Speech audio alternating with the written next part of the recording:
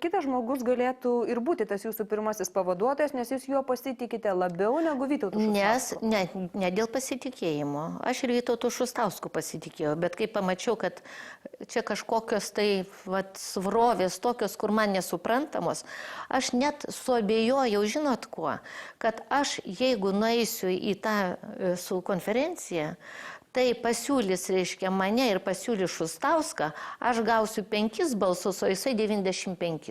Jūs turėjote omeny, kad pasiūlys netgi pirmininko vietą? Taip.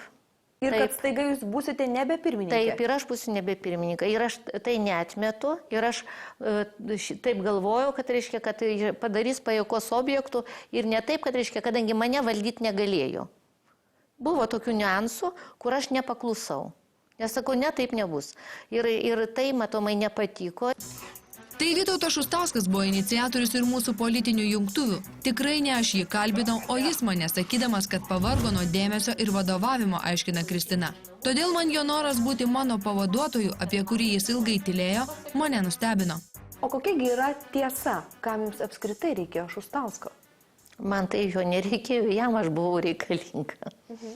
Ir tas dėmesys, reiškia, man pasirodžius, tai atsirado ir tas dėmesys, ir tai Sąjungai, ir Šustauskui, pakartotinai. Kitaip tariant, taip nebuvo, kad jūs pasinaudojate, kaip sakoma, Šustausko, tą įdirbių tuo politiniu, kokį jisai turėjo tam, kad atsirastų ta partija, kad jūs turėtumėte kažkokį pagrindą. Jums nereikėtų iš naujo burti narių į savo vardo partiją. Pasirodo, kad gal geriau savo suburti ir nebūtų, reiškia, tampama už virvučių, bet visumoje aš kaip kaunietė, aš to žmonės jaučiu. Tai, Kristina, jūs sakote, kad iš tiesų Šustauskas jums nebuvo joks tramplinas į politiką šiuo atveju? Man ir nereikėjo, klausykit. Aš buvau, reiškia, statusą aš turėjau visuomeniai, jo iš mane netims. O gal kaip tik atsitiko blogai? Gal ar jūs nepajutot, kad gal kaip tik jūs padarėte klaidą čia? Gal kaip tik geriau būtų, jeigu būtumėt viena ėjusi, viena tiesiog kūrusi savo partiją, o dabar tos jungtuvės gal jums netgi pakenkė. Aš turiu omenyje politinių aspektų. Gal dabar kaip tik visi sakys, ai, tai va, matai, Brazauskienė, negalima pasitikėti, va štai Šustauską paliko. Suvedžiojo ir pametė, dabar nelaimingas naktimis nemiega. Nežinokit, kiekvienas, reiškia, kiekvienas žingsnis, taip, tai gyvenimo patirtis ir pamoka. Aišku, geriau iš kitų klaidų mokytis, bet smalsios moteris niekada nepasimokys iš kitų. Vytauto Šustausko darbo kabinete iki šiol ant spintelės stovi įrėminta nuotrauka su Algirdu Brazausku. O ant stalo šachmatų lenta, prie kurios, kaip teigia pats Vytautas, ji žaidė su Kristina jų pirmojo susitikimo metu. Šustauskas sako nepykstąs ant Kristinos Brazauskienės, tačiau dabar vadina ją nemandagę ir vienvaldę. Ką aš turėjau liekti kartais, o gal tai buvo norima kas pūstelėti, kad aš, klaupsius ant kelių, brangiojate. Jau mes viską nusileidžiam, pasimk visą valdybą, pasimk net ne valdybą, tarybą, pasimk visus pavaduotojus, galvoju, kad eisiu. Palinkėjau laimingo kelio ir viskas. Ir man keista, buvo, žinoma, gaila, jeigu dėl, kad į tuo pirmojo pavaduotojus. Tai aš, pavyzdžiui, man būt kas atsidavė patį, tai aš jau man visai dešutų, kad jau pirmininkas pasiūlyčiau, o jo reikalas, jis sutiks ar nesutiks, ar atsisakys, bet iš mandagumą pasiūlyčiau buvusi pirmininką, te pavaduotojų pirmojų. Čia jau mandagumas pasiūlyti. O ką jį mislijo, ką gali žinoti. Kai žmogus paprastai, ir kai mes pamatėm, mes visi pakeitėm nuomonį, paprasta, moteris kaip moteris, o kas slypi širdį, aš neįlysiu. O ateina stoti į partiją, neįlysi į širdį, kiek man yra per tiek metų išdavę, kur sakant, bet vieną partiją, kuri nesuskilo, juk visos suskilo jos.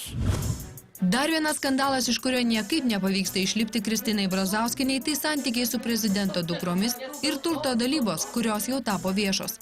Spaudoje nekartą buvo galima skaityti, kad dukros kaltina Kristiną Brazauskienę kišantis į tai, kaip jos tvarko pagal tėvo testamentą gautus daiktus. Visai neseniai paskelbus apie prezidento asmeninį automobilio pardavimą aukcione, Kristina Brazauskienė pasipiktino. Už gautus pinigus Laima Mertinienė žurnalistams sakė ketinantį išleisti knygą apie tėvą.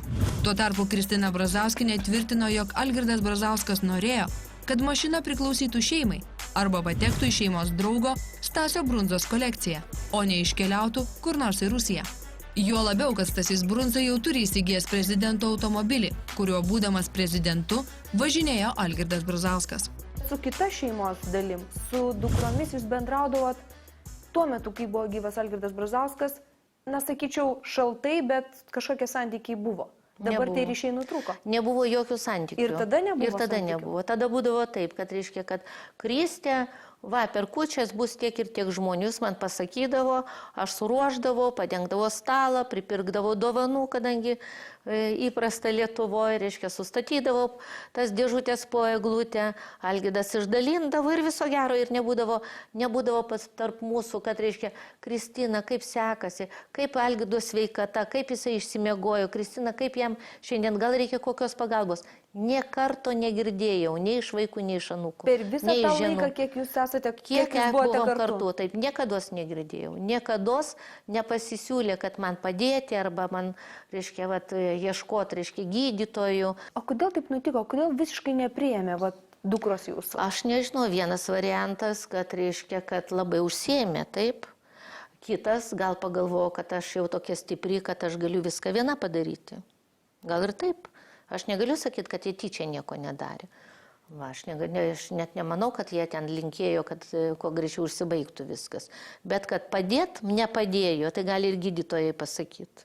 Algirdas Brazauskas, kadangi parašė testamentą, tai kaip tik atrodytų, turėjo nebūti jokių konfliktų. Yra testamentas, yra labai aišku, kaip kas yra padalinta, ar ne? Suprantat, man atrodo, kad reiškia, kad jie surašydami testamentą dabar atsipeikėjo. Jeigu nebūtų testamento, o pažiūrėkit, surašė testamentą, vis vien užrašė Kaišėdoris, taip, vis vien pusė Kaišėdorio man priklauso.